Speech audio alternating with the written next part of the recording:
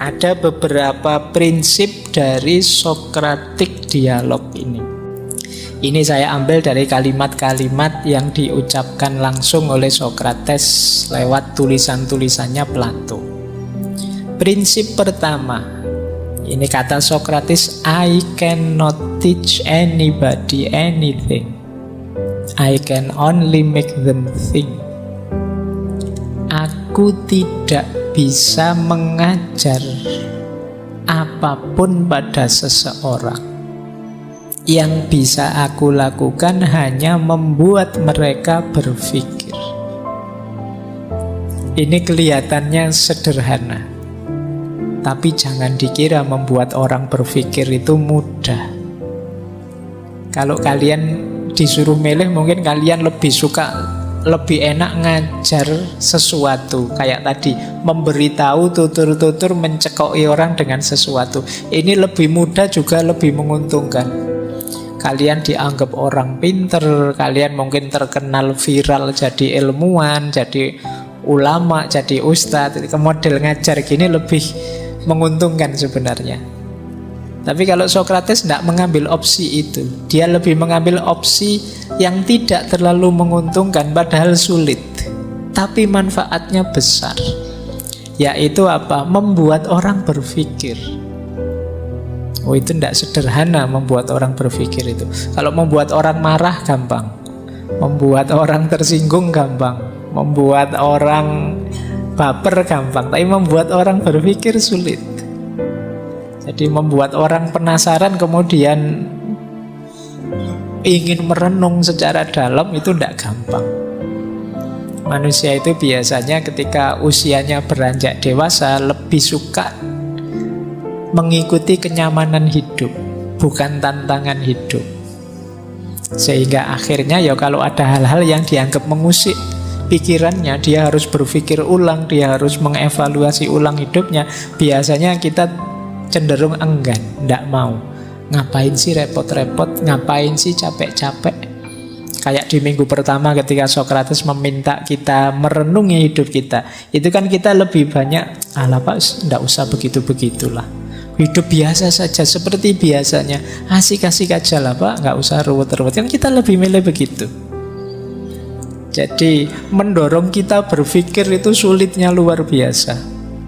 Bahkan kuliah mungkin mahasiswa S1, S2, S3 itu mungkin lebih suka hanya dosennya bilang apa, saya ingat-ingat, saya hafalkan. Kan sebagian besar begitu. Tidak terdorong berpikir sendiri. Nah, Socrates memposisikan diri sebaliknya. I can only make them think. Aku hanya bisa membuat mereka berpikir. Ini seolah-olah sederhana, padahal luar biasa. Membuat orang mau berpikir. Kalau di Indonesia kan yang gencar seperti ini hanya Cak Lontong. Kamu dimarahi terus kan oleh Cak Lontong, itu mikir. Jadi ayolah berpikir dalam hidup ini. Nah, itu maunya Socrates begitu. Kita ini hidup ini terlalu banyak hal yang kita anggap rutin, kita anggap kita sudah tahu padahal belum tahu. Kita anggap kita ini sudah paham, padahal tidak yakin kalau diuji beneran kita bisa jawab. Jadi prinsip pertama ini yang dipakai oleh Socrates ketika ingin melakukan dialog. Prinsip kedua, kenapa dia melakukan dialog? Kata Socrates, education is the kindling of a flame, not the filling of a vessel. Pendidikan itu menyalakan api, bukan mengisi bejana. Jadi pendidikan yang baik itu yang membuat orang hidup menyala, aktif berpikir, aktif merenung, aktif menggali, mencari. Bukan seperti memenuhi gelas, memenuhi bejana, memenuhi pot dengan sesuatu. Tidak begitu. Jadi otak kita, pikiran kita jangan diibaratkan seperti ember besar yang harus diisi ilmu sebanyak-banyaknya, tidak begitu. Tapi bayangkan saja dia seperti lampu yang harus dinyalakan. Ketika dia sudah menyala, dia bisa kemanapun, mengkaji apapun, membaca apapun, melihat apapun secara jelas dan terang. Jadi fokuskan pada menghidupkan lampu ini loh, menghidupkan api ini, bukan mengisi. Ya berarti ilmu-ilmu alat, ilmu-ilmu yang melatih berpikir, melatih merenung, melatih cara kritis dan lain sebagainya, kita kaji dulu, kita kuasai dulu. Setelah itu baru nambah wawasan. Jadi, kalau kita tidak mampu menganalisis, tidak mampu berpikir dalam, ya akhirnya logiknya seperti bejana tadi, diisi, ya pada akhirnya penuh. Beda dengan lampu yang menyala, dia bisa kemanapun, tidak harus dimasukkan di kepala, dia paham. Karena sekarang terang, lampunya menyala. Itu yang dilakukan oleh Sokrates, membuat orang berpikir, membuat lampu jiwa kita menyala. Pendidikan itu seperti itu. Kalau murid-murid kita semangat ilmunya tinggi, semangat belajarnya tinggi, rasa ingin tahunya tinggi, otomatis bidang ilmu pengetahuan hidup dan produktif. Tapi kalau perilakunya seperti wadah yang diisi tadi, ya sebesar apapun wadahnya, hasilnya dia hanya mengikuti, mengimitasi.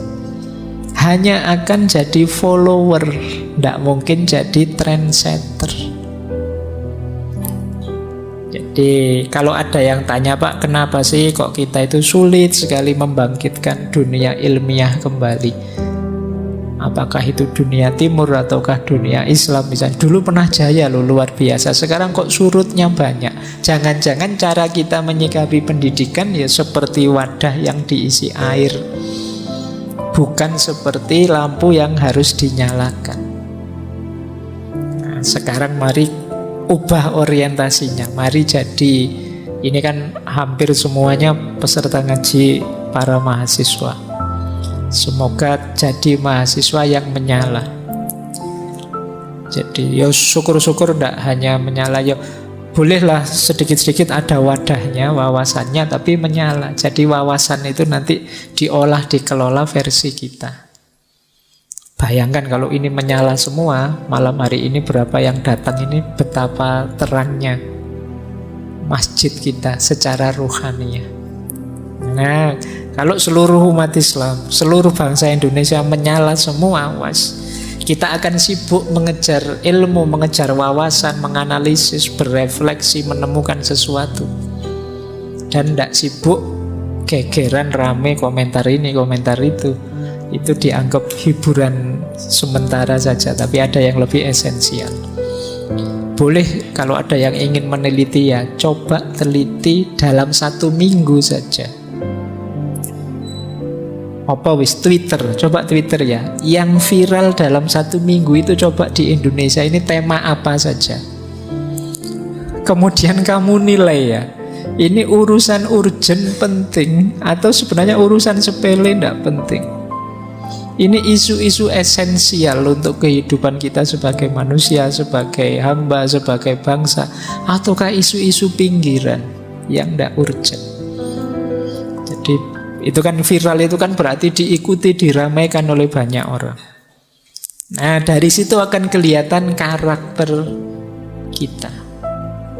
Ya ndak heran kita jadi bangsa seperti ini. Wong yang menyibukkan kita tiap hari hal-hal seperti itu. Nah, boleh kalau ada yang mau neliti. Jadi nulis skripsi apa tesis apa disertasi melihat ini mindset, gaya hidup, gaya pikir bangsa kita dari yang viral-viral. Kan sekarang lebih mudah parameternya. Oke, baik. Jadi ini ciri kedua, prinsip kedua. Prinsip ketiga, wah ini agak kecampur tulisannya, tidak apa-apa ya, saya bacakan saja nanti di rekamannya biar diedit. Ini tentang temanya. Sokrates bilang, yang mau memfoto tulisannya nyampur. Ini ndak trik ya, memang kebetulan begitu. Karena laptop saya lebih canggih dari yang di sini, jadi begitu masuk sini jadi geser. Baik, kata Sokrates ini orang banyak kemudian bilang ini kata Plato ya, karena memang Sokrates itu bicaranya di buku-bukunya Plato, kitab-kitab dialognya Plato. Plato itu tidak pernah cerita mengajar tentang dirinya, tapi dia menyampaikan pelajaran gurunya.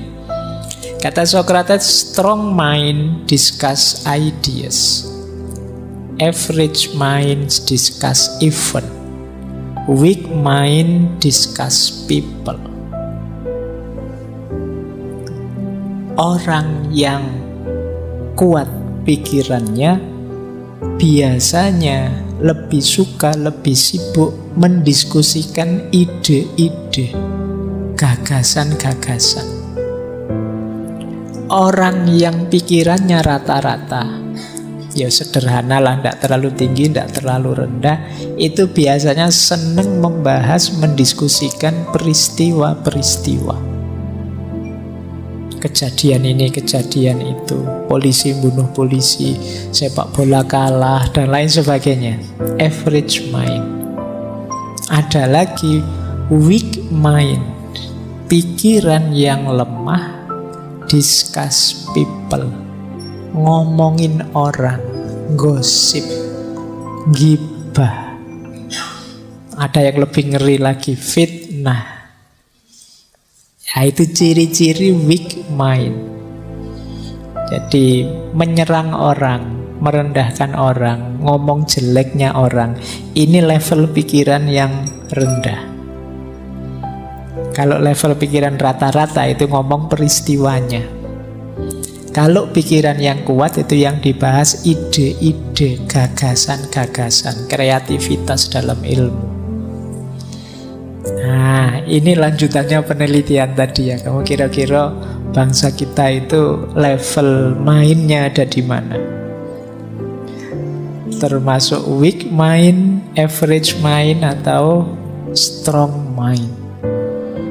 Pikiran yang kuat atau rata-rata saja? Atau kalian sendiri coba kamu baca WA-mu seharian ini, ada ndak yang bahas ide atau gagasan? Wah, kita mendiskusikan filsafat ini, ono nggak sih ngono? Atau peristiwa, ada kecelakaan nah itu peristiwa yang dibahas. Ada demo di sana, ada itu peristiwa. Atau bahas orang.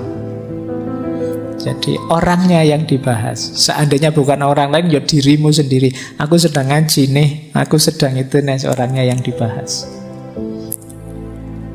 Nah, kalau di dialognya Sokrates, temanya tema dalam, tema tinggi, maka tema ideas.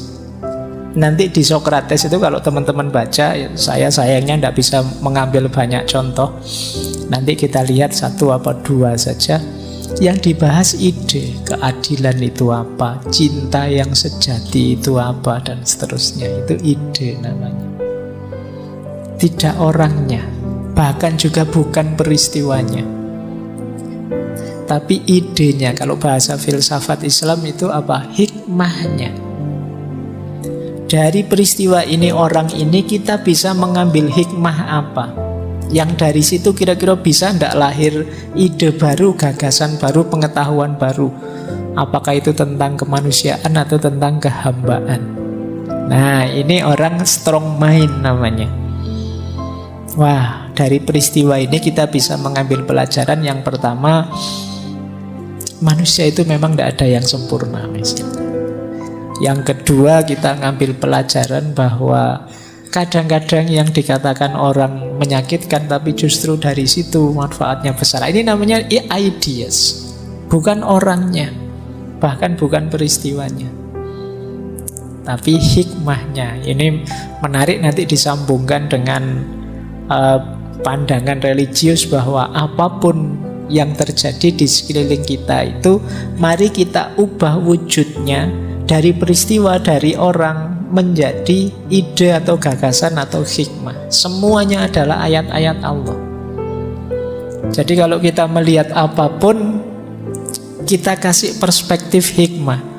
Oh, dari orang ini saya mengambil pelajaran ini.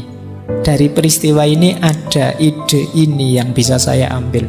Dari situasi ini ada konsep ini yang bisa kita rumuskan. berarti kita termasuk strong mind. Tidak sekedar ribut, gosip, menggibah.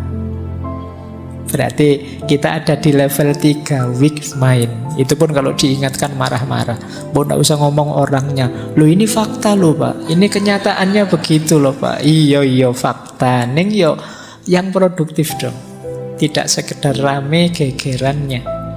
Tapi dari situ ada hikmah apa yang bisa kamu ambil. Ketika kamu ketemu hikmah, kan langkah selanjutnya apa kontribusi positifnya untuk hidupmu. Ketika kamu mengambil pelajaran itu kan berarti apa yang harus kamu lakukan dari pelajaran itu, kan begitu. Dan itu yang dilakukan oleh Socrates. Dia menguji pandangan-pandangan teman-temannya sampai kemudian ketemu ide yang lebih fresh, lebih baru, dan meningkatkan kualitas hidup mereka. Oke, kita lanjutkan. Yang keempat, ini prinsip selanjutnya. Ini semuanya kalimatnya Socrates. Nature has given us 2 ears, 2 eyes, and but 1 tongue. To the end that we should hear and see more than we speak. Itu tulisannya kurang A. Alam memberi kita 2 telinga, 2 mata, dan 1 mulut. Tujuannya agar kita mendengar dan melihat lebih banyak daripada bicara. Ini mungkin sering disampaikan teman-teman ya, sering ketemu di mana-mana quotes ini. Kita itu punya 2 telinga, 2 mata, dan hanya 1 mulut. Tujuannya apa? Lebih banyak melihat, lebih banyak mendengar, dan mengurangi bicara. Ini yo menafsirkannya jangan kaku ya. Bicara ini termasuk chatting, posting, itu hitungannya bicara ya. Jangan, saya pendiam kok Pak, sekarang saya sehari-hari tidak pernah ngomong. Tapi di medsos kurang ajar, omongannya banyak. Sama aja itu namanya ya. Jadi tidak hanya lidah tapi juga jempol. Berarti apa? Dalam diskusinya Socrates itu memang orang diminta banyak memperhatikan, tidak kesusu harus bicara. Jadi nanti ada normanya dalam diskusi Socrates itu, gantian kalau ngomong, jangan rebutan. Nah, kadang-kadang kan kita ini karena merasa sudah benar duluan, panas kita kalau ada orang beda, pengen kesusu motong ngomongannya, pengen kesusu jegal dia, biar dia tidak kelihatan benar, biar aku saja yang kelihatan benar. Nah, ini tidak sehat situasi dialog seperti itu. Nah, nanti kalau kalian sopo ngerti ada yang jadi moderator atau yang jadi hostnya debat, kan nanti tahun depan mungkin banyak acara-acara debat itu. Coba nanti ingatkan audiennya ya, bahwa kita ini punya 2 mata dan 2 telinga serta 1 mulut. Tujuannya lebih banyak melihat dan mendengar, memperhatikan daripada ngomong. Jadi yang ngomong gantian satu-satu, jangan rebutan. Yang lain perhatikan benar. Karena biasanya orang itu pinginnya tampil terus, pengen ngomong terus, pengen kebenarannya didengar terus, tapi dia tidak tahan mendengarkan kebenarannya orang. Kan banyak itu momen-momen diskusi yang ketika lawan diskusinya ngomong, dia ingin motong terus, dia tidak kuat mendengarkan orang lain beda pendapat dengan dia.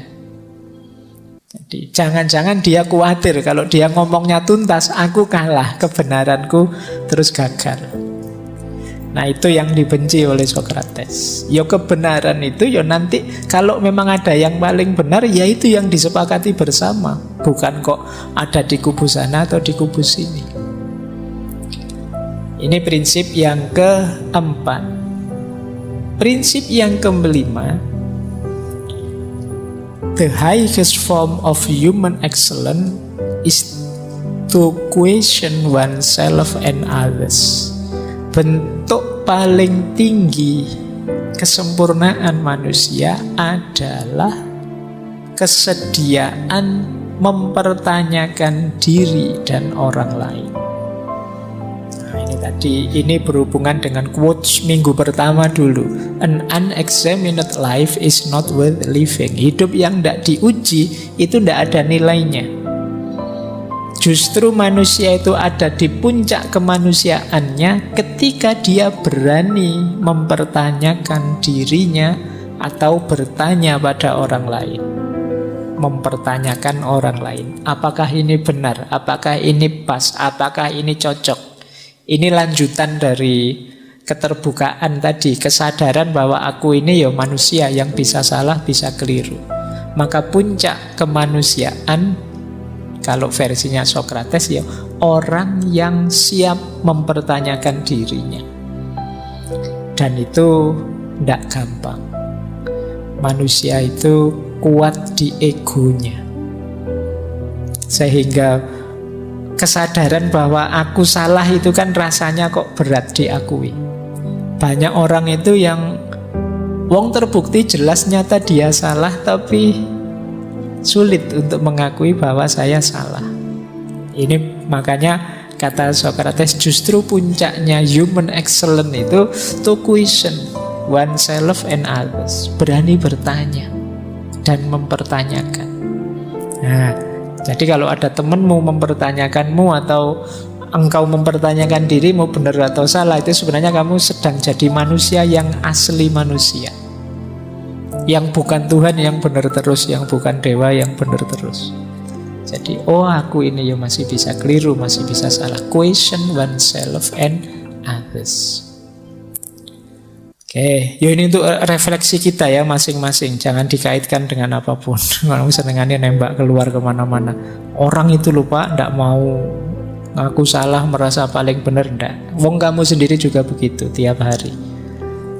Dan kita memang ada kecenderungan egois, mendahulukan diri kita. Kalau ndak percaya kamu kalau ada lihat foto bareng-bareng, itu kan kamu nonton dirimu sendiri kan dulu. Iya kan? Terus kamu bilang, ini fotonya jelek. Itu kan sebenarnya kamu yang tidak suka posemu, tidak suka gambarmu. Mungkin yang lain padahal bagus, tapi kamu anggap jelek karena kamu lihat dirimu.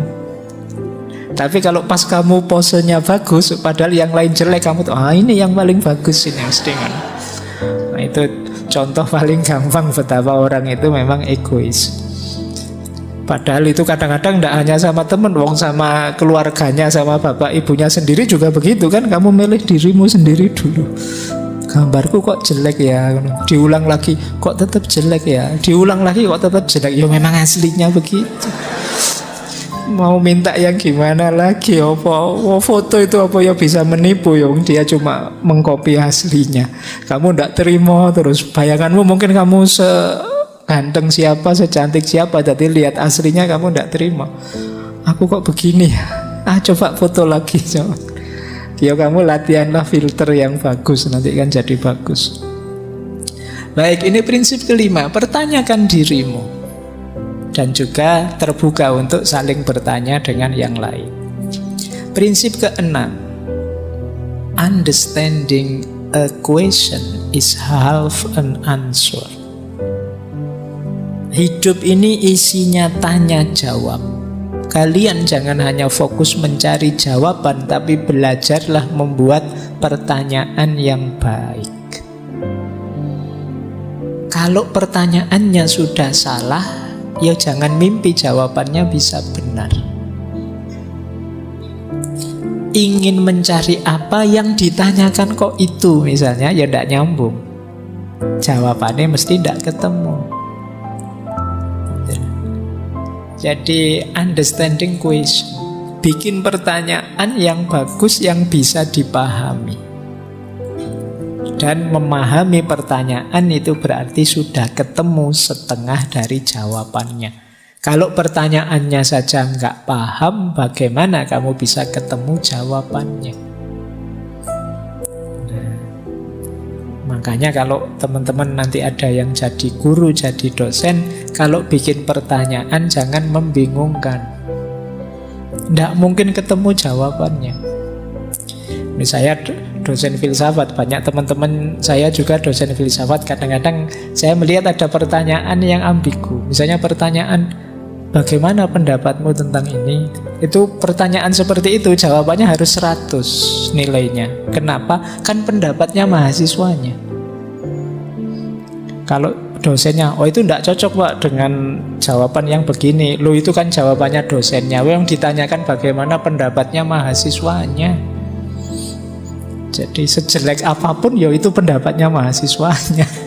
Kalau struktur pertanyaannya seperti itu. Nah, latihan bikin pertanyaan yang baik, understanding question. Dan teman-teman yang harus mencari jawaban juga pahami pertanyaan dengan baik. Nanti banyak momen-momen dialog dalam Sokrates itu juga kuncinya ada pemahaman pertanyaan. Biar tidak ngalor ngidul. Yang tanya tentang apa, yang jawab tentang apa, nanti bulet. Jadi kan kayak banyak itu kan yang di komedi-komedi itu kan. Ada pertanyaan yang jawabannya bulet. Mau kemana Pak? Mau mancing. Oh saya kira mau mancing. Enggak kok, saya mau mancing. Pertanyaannya bulet, jawabannya juga bulet. Dari mana? Dari belakang. Mau kemana? Mau ke depan.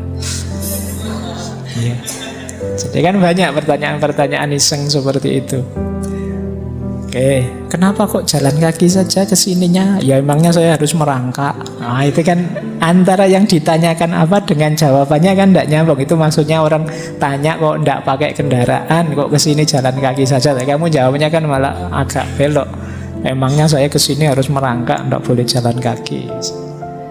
Nah ini understanding question is half an answer. Pahami dulu pertanyaan dengan baik, baru kamu bisa ketemu jawabannya.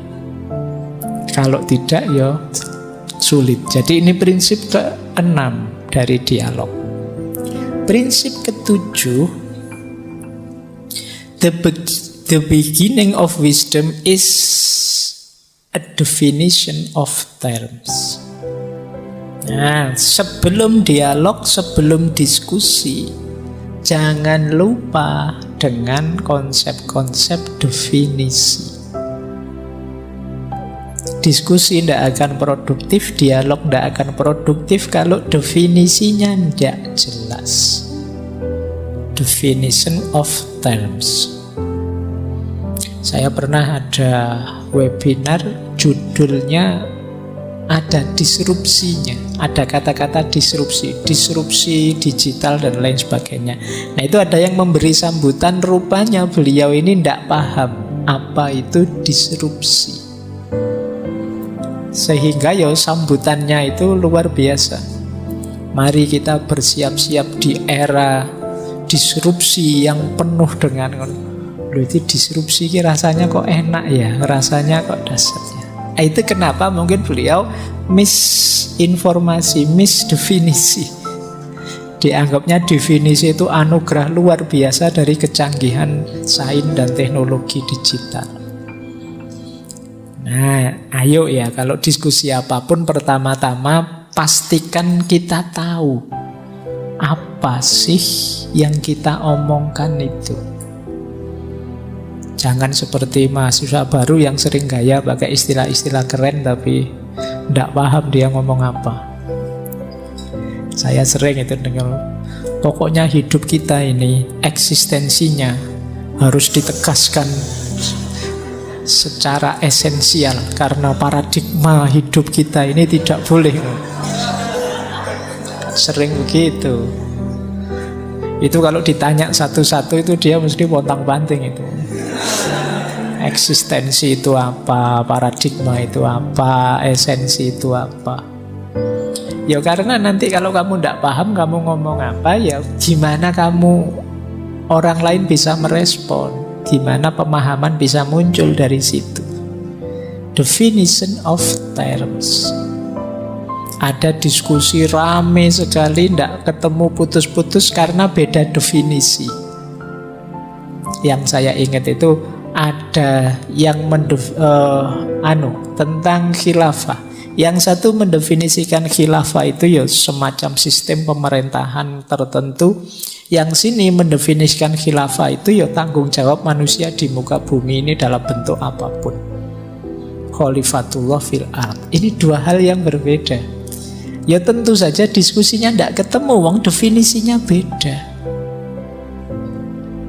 Maka the beginning of wisdom is a definition of terms.